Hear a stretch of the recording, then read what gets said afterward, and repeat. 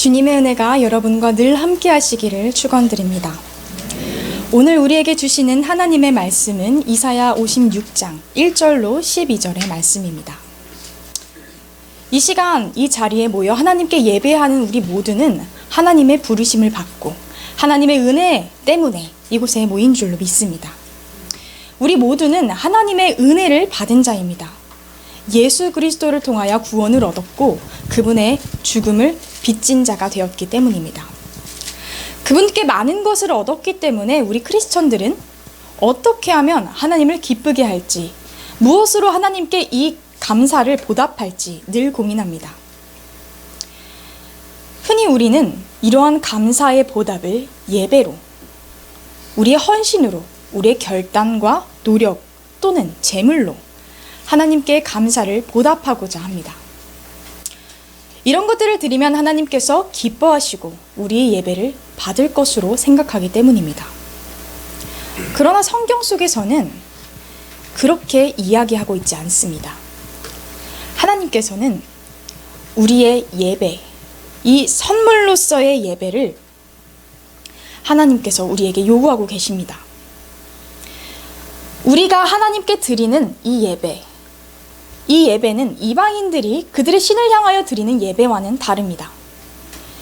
이방인들은 그들의 하나님, 그들의 신을 화를, 분노를 내려놓게 하기 위하여, 그들이 신이 그들에게 분노하지 않게 하기 위하여 그들의 재물을, 삶을 드립니다. 예배를 드리는 목적이 신의 분노를 가라앉히기 위해서이지요.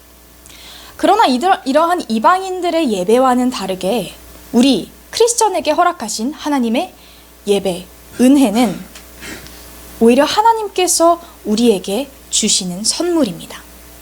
하나님께서 그분의 모든 것을 다 내려놓아 우리를 이 예배의 자리로 초대하셨습니다. 하나님께서 이스라엘 백성에게 주셨던 예배의 개념은 속죄의 개념이었습니다. 하나님께서 우리가 지은 그 죄를 없는 것으로, 다 값을 치러준 것으로 인정해주겠다는 그러한 의식이 바로 이스라엘의, 그리고 우리에게 주어진 예배의 진정한 의미입니다. 우리가 드리는 것보다 그분께서 우리에게 주시는 것이 더 먼저이며 주된 내용인 것이지요. 그렇기 때문에 이 이스라엘 백성에게 하나님께 제사를 드린다는 이 제사는 굉장히 특별한 것이고 특권이었습니다. 은혜였습니다. 죽어 마땅한 자들이 그 죽음을 면했기 때문입니다. 이런 죽음이라는 죄의 대가를 지불하지 않아도 된다는 것, 이 자체가 바로 이들에게는 구원이었습니다. 더 나아가 이 제사를 드린다는 것은 이스라엘 백성의 정체성이었습니다.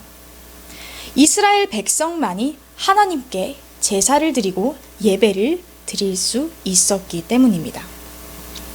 오늘 본문에는 두 인물이 등장합니다. 먼저 이사야서 56장 3절로 6절 말씀 봉독해 주시겠습니다. 여호와께 연합한 이방인은 말하기를 여호와께서 나를 그의 백성에서 반드시 갈라내시리라 하지 말며 고자도 말하기를 나는 마른 나무라 하지 말라. 여호와께서 이와 같이 말씀하시기를 나의 안식일을 지키며 내가 기뻐하는 일을 선택하며 나의 언약을 굳게 잡는 고자들에게는 내가 내 집에서 내 성 안에서 아들이나 딸보다 나은 기념물과 이름을 그들에게 주며 영원한 이름을 주어 끊어지지 아니하게 할 것이며 또 여호와와 연합하여 그를 섬기며 여호와의 이름을 사랑하며 그의 종이 되며 안식일을 지켜 더럽히지 아니하며 나의 언약을 굳게 지키는 이방인마다 내가 곧 그들을 나의 성산으로 인도하여 기도하는 내 집에서 그들을 기쁘게 할 것이며 그들의 번제와 희생을 나의 제단에서 기꺼이 받게 되리니 이는 내 집은 만민이 기도하는 집이라 일컬음이 될 것임이라. 아멘. 오늘 본문에서 등장하는 이 이방인 그리고 고자, 불인자이죠. 이 둘은 예전부터 신명기에서부터 예배 자리에 나올 수 없게 된 자들입니다. 말하자면 성전 안에 출입할 수 없는 자들이었습니다. 율법으로 분명하게 명시되어 있었지요. 이들은 이스라엘 백성과 함께 거주하고 그들 곁에 살면서 그들이 드리는 예배에는 참여하지 못하는 자였습니다. 제사에는 참여할 수 없었고, 그렇기 때문에 사회에서, 이스라엘 백성의 사회 속에서 외면되고 고립된 존재들이었습니다. 이스라엘이라는 국가는 그 어떤 나라보다 더 종교적인 나라였습니다. 그들의 모든 절기와 행사는 하나님을 예배하는 것을 빼놓을 수 없는 그러한 국가, 그런 정체성을 가지고 있는 나라이죠. 그러나 이런 예배가, 제사가 중요한 나라에서 그 제사에 참여하지 못한다는 것은 이 약자들에게는 굉장한 불이익이었을 것입니다. 이 두 병자들과 약자, 그리고 이 많은 이방인들이 그들 가운데 함께 거하였지만 예배에 참여할 수 없었다는 것은 동일한 이스라엘 백성으로 인정받지 못했다는 것입니다. 그렇기 때문에 그들은 무시당하고 외면당하고 멸시당했을 것입니다. 이스라엘의 율법은 이방인과 함께 식사하는 것조차 죄악으로 여기고 있습니다. 이런 부정한 것을 만지는 것조차 불경하고 죄스러운 것으로 여겼기 때문에 오늘 본문에서 등장하는 이 두 명의 약자들은, 두 부류의 약자들은 이스라엘 백성에게는 마치 오늘날의 불가촉 천민과 같은 대우를 받았을 것입니다. 만지지도 바라보는 것도 불쾌하게 여겨졌던 것이죠. 그러나 오늘 하나님께서는 이 두 약자, 이 부류의 약자들에게 이렇게 말씀하십니다. 더 이상 너희는 마른 자라. 하나님께서 나를 이 백성에서 갈라내시리라. 이렇게 말하지 말라. 하나님께서는 이 약자들을 자신의 성산, 자신의 집으로 인도하십니다. 이들에게 하나님께 예배할 수 있는 권리를 허락해 주십니다. 그리고 더 나아가 이들이 드리는 예배를 받아주시겠다고 말씀하십니다.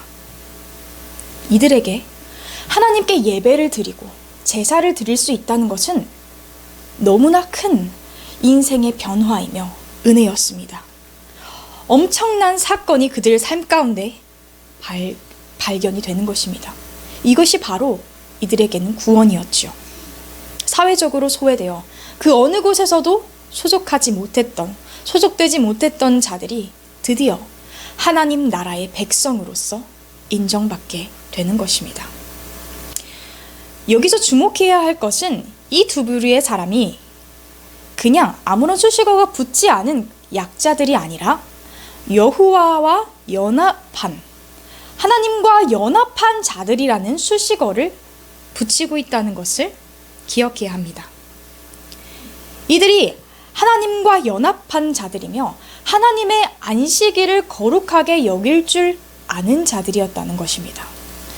이들은 제사, 성전의 자리에 들어가지는 못했지만 도리어 하나님을 그 누구보다도 더 귀하게 여기고 하나님을 만났기 때문에 더욱더 예배의 사모함을 알았던 자들이라고 할 수 있습니다. 하나님과 연합했다는 이 단어는 당시 이스라엘 백성들이 제사를 드리고 예배를 드릴 수 있는 특권을 가졌지만 그 특권을 남용하며 우상 숭배를 함께 했던 것과 비교한다면 하나님의 눈에 이들이 얼마나 특별하게 보였을지 알 수 있습니다. 이들이야말로 더욱더 하나님의 백성이며 이스라엘 백성이며 거룩한 예배자, 구별된 예배자였던 것이지요. 하나님께 예배를 드린다는 것은 연합한다는 것입니다. 하나님께 예배를 드리는 것은 연합한다는 것인데 이 연합은 두 가지로 나뉩니다. 먼저 예배는 하나님과 내가 연합하게 됩니다. 하나가 되게 합니다. 두 번째로 이 예배의 자리는 함께 예배하는 이 공동체가 하나로 연합되게 합니다. 이런 예배의 정의를 살펴볼 때 우리는 우리 삶에 진정한 예배의 자리가 마련되어 있는지 고민해 봐야 합니다. 우리는 하나님과 잘 연합되어 있는지요? 내 옆에 앉아있는 이 예배자와 함께 잘 연합되어 있는지요? 연합이 없다고 느껴지십니까? 여러분 삶의 진정한 예배를 회복하십시오. 하나님을 만나는 기쁨을 회복하십시오. 거기서부터 연합의 하나됨의 은혜가 넘치는 것입니다. 그리고 또한 예배를 드리는 자에게는 어떠한 것이 일어날까요? 이사야서 56장 1절에서 2절 말씀입니다. 여호와께서 이와 같이 말씀하시기를 너희는 정의를 지키며 의를 행하라.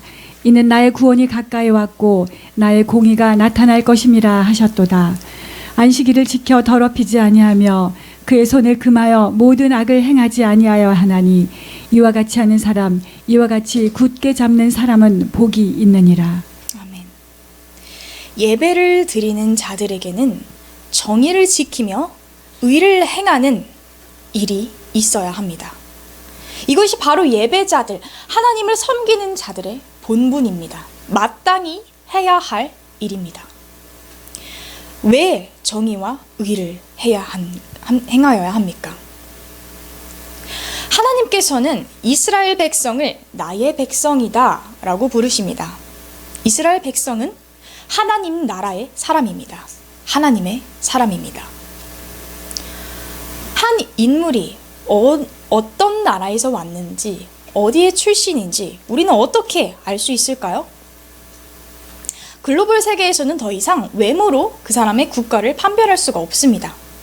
그렇다면 어떻게 그들이 어디서부터 왔는지 알 수 있을까요? 이제는 우리는 그 사람이 어떻게 행동하며 어떤 나라의 문화의 방식대로 살아가는지 살펴보면 그 사람이 어느 나라에서 왔는지 알 수 있습니다.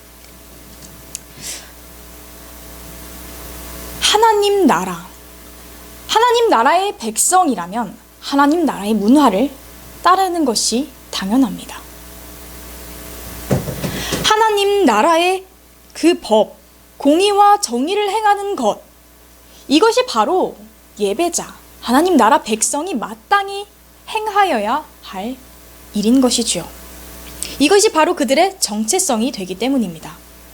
마땅한 본분입니다. 이것을 지키지 않는다면 우리는 진정한 하나님의 백성인지 고민해 봐야 합니다. 나를 다시 돌아보아야 하는 것이죠. 물론 이런 행동이 그들이 하나님의 나라 백성이라는 사실, 그 국민성을 완전히 부정하지는 않습니다. 왜냐하면 이 국민성이라는 것은 그 나라의 인정, 너희가 하나님의 나라의 사람이다라는 인정을 하나님께서 하시면 완벽하게 설립이 된 것이기 때문입니다. 국민성은 나라에서 인정해준 시민권이 보장해주는 것입니다. 외국인이 한국에 와서 한국인으로 서류에 등록을 한 순간부터 그는 한국 사람입니다. 그러나 그가 진정한 한국인이라고 이야기할 수 있을까요? 그가 한국에서 온 그 첫 날부터 나는 완전한 한국인이라고 이야기할 수 있을까요? 그는 한국인입니다. 하지만 우리가 보기에는 아직도 그들은 이방인이며 외국인이죠. 진정한 한국인이 되기 위하여 어떻게 해야 합니까? 우리 가운데 있는 외국인들, 이방인들을 살펴보십시오. 그들이 점점 김치와 국밥을 찾는 것을 발견하실 수 있습니다. 그들이 김치와 국밥에 익숙해지고 그것들을 찾아갈 때, 아, 너 이제 한국 사람 다 됐구나, 이렇게 인정하는 것이죠. 이것도 하나님 나라의 법과 동일합니다. 우리가 하나님 나라 백성으로서 인정을 받았지만 우리의 행동과 우리의 문화권이 하나님 나라에 속한 그 문화권과 동일하게 행동하지 않는다면 우리는 진정한 하나님의 백성이라 인정받기 어려울 것입니다. 그렇기 때문에 우리는 하나님 나라의 사고방식, 이 사유, 문화를 우리는 우리 삶 가운데 가지고 와야 할 것입니다. 이 행동 양식을 우리도 동일하게 따라가야 할 것입니다. 우리는 하나님 나라의 백성이기 때문이죠. 우리가 어떤 법을 따르고 있는지 스스로 확인해야 합니다. 세상의 법인가? 하나님의 법인가? 하나님의 백성이라면 하나님께서 주시는 율법과 율례를 따르는 것이 마땅하기 때문입니다. 그것이 우리의 정체성이 되기 때문입니다. 또 우리는 어떠한 이유로 정의와 공의를 행하여야 할 것입니까? 56장 1절에서 하나님께서는 자신을 이렇게 소개하십니다. 나의 공의가 나타날 것입니다. 곧 하나님께서 공의를 행하시는 분이기 때문에 우리에게 정의를 지키며 의를 행하라 라고 명령하고 계시는 것입니다. 하나님의 정의, 이 공의, 언제 그분의 공의의 성품이 드러날까요? 공의라는 것은 하나님께서 심판을 하실 때, 판단을 하실 때 그분의 공의로우심, 정의로우심이 드러나게 되어 있습니다. 그렇습니다. 하나님께서는 이제 내가 심판할 때가 가까이 왔으니, 내가 너희를 판단할 때가 가까이 왔으니 너희는 더욱더 의를 행하며 정의를 행하라, 이렇게 말씀하시는 것입니다. 하나님 앞에 행해야 할 것이 바로 정의와 공의입니다. 우리를 판단하시는 분은 그 어떤 사람도 아닌 하나님 한 분이시기 때문입니다. 우리를 판단하시는 공의의 하나님을 우리가 믿고 그분 앞에 나아가기 위하여 우리는 더욱더 의와 정의를 행하여야 할 것입니다. 또한 성경에서는 이렇게 말씀하고 계십니다. 에스겔서 33장 14에서 16절까지의 말씀입니다. 가령 내가 악인에게 말하기를 너는 죽으리라 하였다 하자 그가 돌이켜 자기의 죄에서 떠나서 법과 의대로 행하여 전당물을 도로 주며 억탈물을 돌려보내고 생명의 율례를 준행하여 다시는 죄악을 짓지 아니하면 그가 정령 살고 죽지 않을지라. 그의 본래 범한 모든 죄가 기억되지 아니하리니 그가 정령 살리라. 이는 법과 의를 행하였음이니라 하라. 아멘. 이 에스겔서에서 말씀하고 계시는 내용은 분명합니다. 하나님의 마음을 움직이게 하는 것이 어떤 것인지 분명하게 보여 알려주고 있습니다. 지금 한 악인이 죽을 위기에 처했습니다. 사형 선고를 받았습니다. 너는 죽을 것이라, 너는 죽으리라 사형 선고를 받은 것이죠. 그러나 이 사형 선고를 받은 이 악인에게 마음의 변화가 있었나 봅니다. 마음의 변화가 있어 하나님께서 기뻐하시는 정의, 의를 행하고 법을 잘 지켰더니 하나님께서는 그 사형 선고를 돌이키십니다. 이 사형이라는 선고는 그렇게 쉽게 내려지는 선고가 아닙니다. 많은 고민과 그 많은 죄악을 통해서 너는 죽어 마땅하다, 더 이상 회복할 여지가 없겠구나 판단한 자들에게 내려지는 것이 바로 사형 선고입니다. 그러나 그들에게 삶의 변화가 있고 하나님께서 원하시는 그 일을 행한다면 주님은 그분의 결정을 돌이키시고 그를 다시 살리시겠다. 그리고 더 나아가 그가 이전까지 지었던 모든 죄를 기억하지 않으시겠다고 말씀하십니다. 그렇습니다. 하나님 앞에, 하나님의 앞에서 공의와 정의를 행하는 것, 의를 행하는 것은 이렇게 놀라운 능력을 가지고 있습니다. 하나님께서는 이 의를 행하는 것, 하나님 앞에서 아름다운 의를 행하는 것이 그 어떤 제사와 제물보다 낮게 여기신다는 것입니다. 우리가 하나님께 드리는 제사, 예배, 이 행위 그 자체는 하나님께 큰 도움이 되지 않습니다. 우리가 드리는 것이 하나님께 어떤 유익이 있겠습니까? 그러나 하나님께서 우리에게 제사를 통하여 원하셨던 것은 단지 그 제사, 예배의 행위가 아니라 그 가운데 변화되는 우리의 마음이며 더 나아가 우리의 행동인 것입니다. 하나님께서는 마음의 중심을 보시는 분이십니다.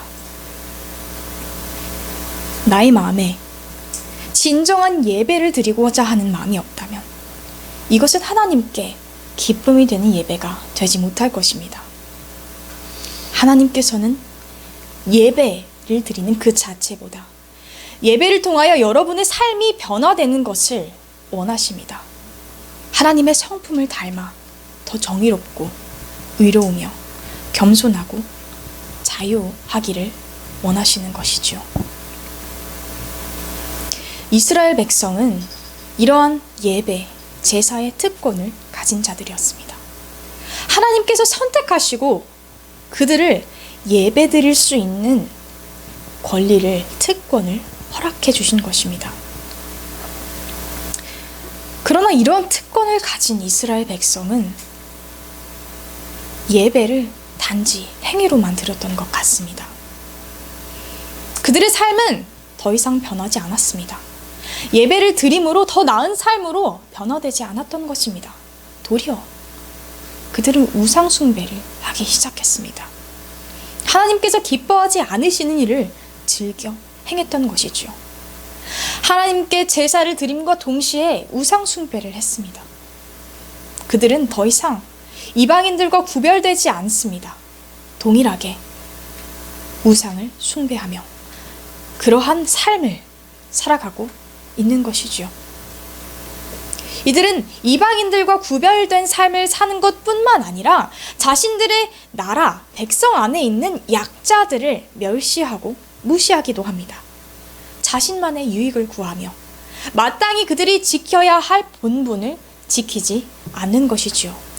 이사야서 56장 9절에서 12절 말씀입니다. 들의 모든 짐승들아, 숲 가운데의 모든 짐승들아, 와서 먹으라. 이스라엘의 파수꾼들은 맹인이요 다 무지하며 벙어리 개들이라 짖지 못하며 다 꿈꾸는 자들이요 누워있는 자들이요 잠자기를 좋아하는 자들이니 이 개들은 탐욕이 심하여 족한 줄을 알지 못하는 자들이요 그들은 몰지각한 목자들이라 다 자기 할 길로 돌아가며 사람마다 자기 이익만 추구하며 오라 내가 포도주를 가져오리라 우리가 독주를 잔뜩 마시자 내일도 오늘같이 크게 넘치리라 하느니라. 이것이 바로 이스라엘 백성들이 보였던 모습입니다. 그들은 더 이상 자신의 정체성을 지키는 파수꾼의 역할을 감당하지 않습니다. 다 꿈꾸며 누워있는 자들이요 잠자기를 좋아하는 자들입니다. 자신 개인의 안락과 평안에 취하여 있는 것이죠. 거기서 멈추지 않습니다. 탐욕이 심하여 족한 줄을 알지 못합니다.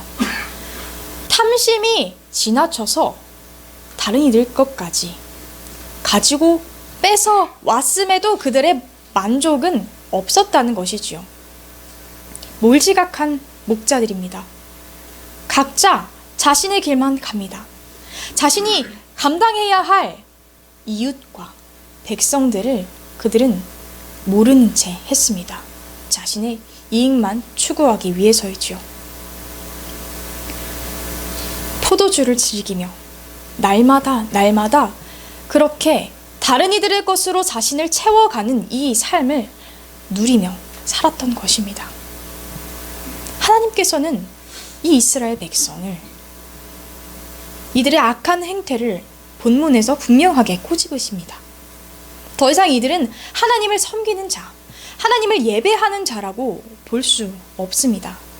마땅히 하나님의 백성으로서 가져야 할 태도를 갖지 않았기 때문이지요. 이들은 더 이상 예배를 귀히 여기지 않습니다. 너무나 당연하게 여깁니다. 특권으로 여기지 않습니다. 은혜로 여기지 않습니다. 하나님은 이들을 보시고 그들 가운데 하나님의 예배를 귀히 여기고 하나님의 예배를 특별하게 여기는 그러한 자들을 찾으셨습니다. 이방인과 약자들을 그 하나님을 예배하는 자리에 초대하시는 것이죠.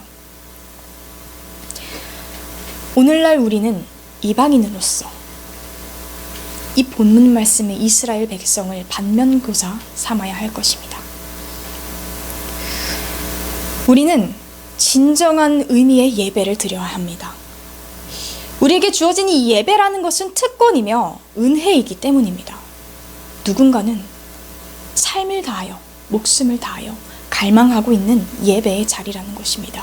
하나님을 만날 수 있는 자리라는 것입니다. 우리의 삶이 더 이상 형식대로 드리는 예배가 되지 않아야겠습니다. 하나님께서 원하시는 것은 예배의 행위 그 자체가 아니라 우리의 삶이 변화되고 그 변화한 삶으로 말미암아 주님께 기쁨이 되는 것, 바로 그것을 예배로 받으시기 때문입니다. 더 이상 우리는 이 특권을 가벼이 여기지 않아야겠습니다. 귀히 여기고 놓치지 않아야겠습니다. 그렇다면 우리는 어떻게 예배를 드려야 하나님께서 기뻐하시는 변화된 삶을 제사로 드릴 수 있을까요? 본문에서의 이방인과 이 고자들 그리고 약자들은 하나님께 예배드리기를 간절히 소망했습니다. 하나님을 만나기를 간절히 소망한 것입니다. 이 사람들은 하나님과 연합한 자들이라는 수식어를 달고 있습니다. 하나님과 하나 되었다는 것입니다. 하나님을 맛보아 그분의 아름다우심을 알았던 자들이죠. 이들의 삶은 분명히 하나님을 만나고 변화되었기 때문에 그 무엇보다 하나님을 우선시하고 하나님께 드리는 예배를 귀한 것으로 깨달은 것입니다. 하나님을 맛보아 알았기 때문입니다. 이들이 하나님을 선택할 수 있었던 것은 그 어떤 것보다 하나님을 선택하는 것이 가장 선한 것이며 유익인 것을 맛보아 깨달았기 때문입니다. 이것이 바로 진정한 예배의 의미입니다. 하나님을 선택하기 위해서는 그분이 정말로 좋은 선택지라는 것을 우리가 깨달아야 하는 것이죠. 전심으로 동의하고 그것을 인지해야 하는 것입니다. 여러분, 우리의 예배의 자리를 한번 살펴봅시다. 우리는 우리의 하나님을 전심으로 누리며 즐기며 살고 있습니까?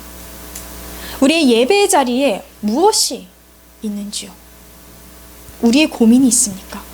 우리의 연약함이 있습니까? 나의 부족함과 불행함이 예배의 자리에 가득하고 있진 않은지요? 그렇습니다. 우리의 인생은 너무나 많은 고민과 결정할 것들, 그리고 시험들이 있습니다. 그러나 이러한 고민과 문제, 그리고 하나님을 누리는 것 가운데 이제는 우리가 선택해야 할 때가 왔습니다. 무엇이 여러분에게 더 중요하십니까? 우리의 삶을 고민하고 우리의 삶의 문제를 해결해 주시는 하나님을 기대하는 것, 그 가운데 걱정하며 기다리는 것, 또는 하나님의 아름다우심과 그분의 놀라우심을 맛보아 깨닫는 것, 그 중에 어떤 것을 더 중요히 여기실 것입니까? 물론 우리의 삶은 많은 시험과 고민이 있기 때문에 그것들을 극복하기 위하여 하나님이 필요합니다. 하나님이 아니시면 이 문제를 도저히 해결할 수 없기 때문입니다. 그러나 우리의 예배의 더 근본적인 내용은, 더 근본적인 핵심은 바로 하나님을 누리는 그것입니다. 우리는 하나님께서 이미 허락하신 그 놀라운 은혜를 지금 이 순간 누려야 합니다. 우리의 지나온 과거, 불행, 그리고 앞으로의 알 수 없는 미래를 걱정하고 두려워하는 것이 아니라 이 순간 우리에게 이미 허락하신 하나님의 은혜를 만끽해야 한다는 것이죠. 하나님을 누릴 줄 아는 백성이 되어야 한다는 것입니다. 여러분, 하나님을 누린다는 것이 무엇입니까? 하나님을 누린다는 것은 어떻게 하는 것입니까? 하나님을 누린다는 것은요, 나의 삶을 고민하고 나의 연약함에 쩔쩔매고 부족함을 고민하는 것이 아닙니다. 하나님을 누린다는 것은요, 하나님의 놀라우심, 이 천지를 창조하시고 나를 인도하시고 지금 우리 가운데 함께 하시는 하나님을 누린다는 것입니다. 그 놀라운 십자가의 희생과 부활과 그 사랑을 묵상하는 것입니다. 우리를 향하신 창조주 하나님의 놀라운 사랑을, 복음을, 그 희생의 복음을 누리는 것이지요. 여러분의 삶에서 얼마나 이 구원의 기쁨을 누리고 계십니까?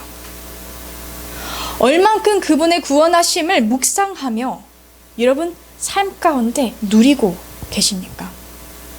날마다 그분의 구원하심을, 예수 그리스도의 십자가 지시고 다시 부활하심을 기뻐하셨습니까? 매 순간 그분의 놀라운 희생을 기억하셨습니까? 매일매일 예수 그리스도께서 우리에게 행하신 그 사랑의 십자가 복음을 생각하고 기뻐하셨는지요?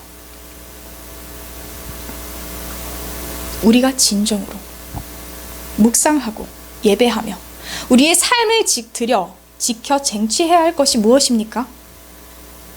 애쓰고 힘써 얻어야 할 것이 무엇입니까? 우리의 연약함입니까? 우리의 부족함을 깨닫는 것입니까?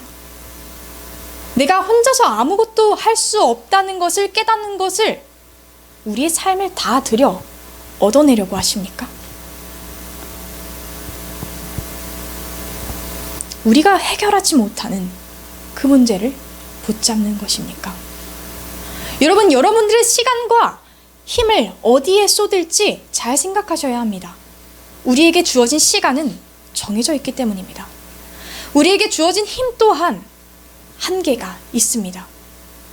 이것을 어디에 투자할지 잘 고민해 보셔야 합니다. 우리가 모든 힘을 쏟고 에너지를 쏟고 삶을 걸고 얻어야 할, 달려들어 쟁취해야 할 것은 바로 우리를 구원하신 예수 그리스도를 누리는 그것입니다. 여러분, 하나님을 누리십시오. 그분의 아름다움을 누리십시오. 만끽하십시오. 더 이상 나의 연약함과 부족함을 고민하지 말고 하나님께서 나에게 허락하신 이 나를 구원하신, 죽음으로부터 벗어나게 하신 하나님의 놀라운 은혜를 체험하고 매 순간 누리십시오. 이것이 바로 우리가 살아가는 이유입니다. 살아가는 목적입니다. 우리가 살아갈 수 있는 이유입니다.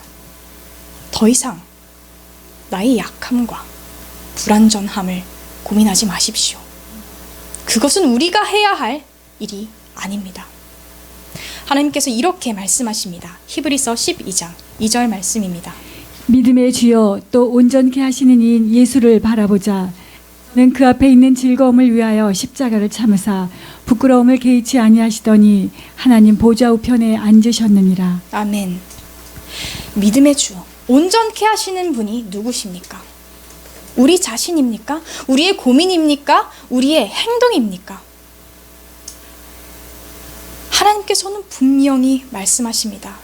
온전케 하신 예수를 바라보자.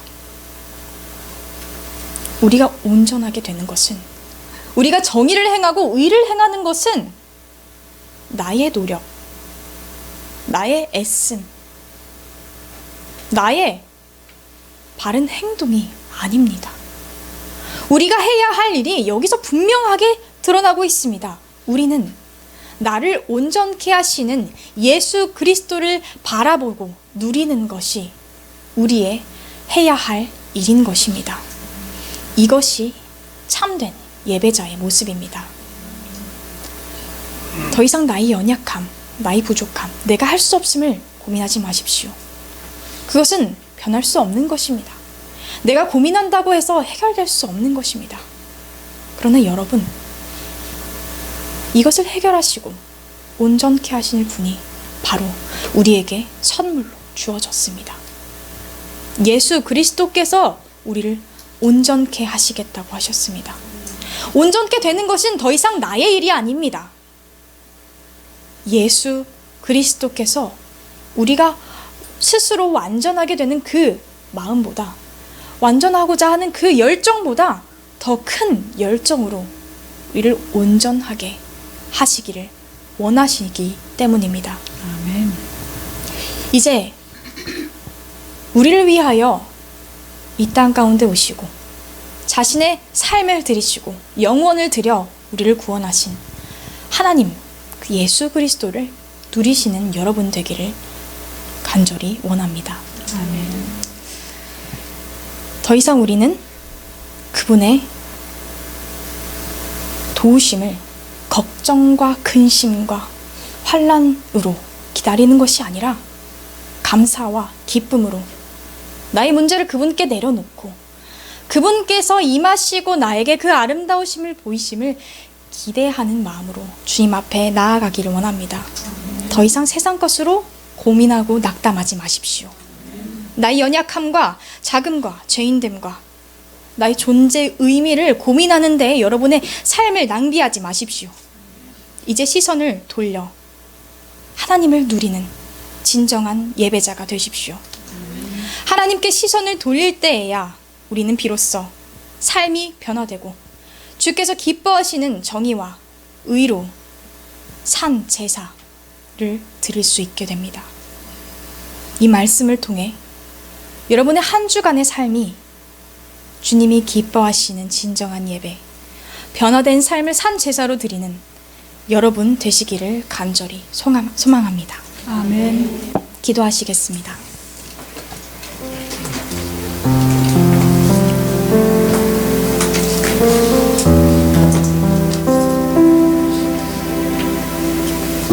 공의의 하나님, 이 시간 주님의 말씀을 우리에게 허락하심을 감사를 드립니다.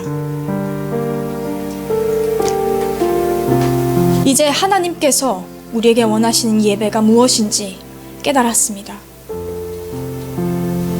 주님께서 공의로우시기 때문에 공의의 하나님이시므로 주님의 백성된 우리가 정의와 의를 행해야 한다는 것을 깨달았습니다. 주님 앞에 이 선한 행동이 얼마나 큰 기쁨이 되는지 깨달았습니다. 그러나 하나님, 지금 이 순간도 나는 주님의 그 온전하신 뜻에 합하지 못한 예배자였음을 고백합니다.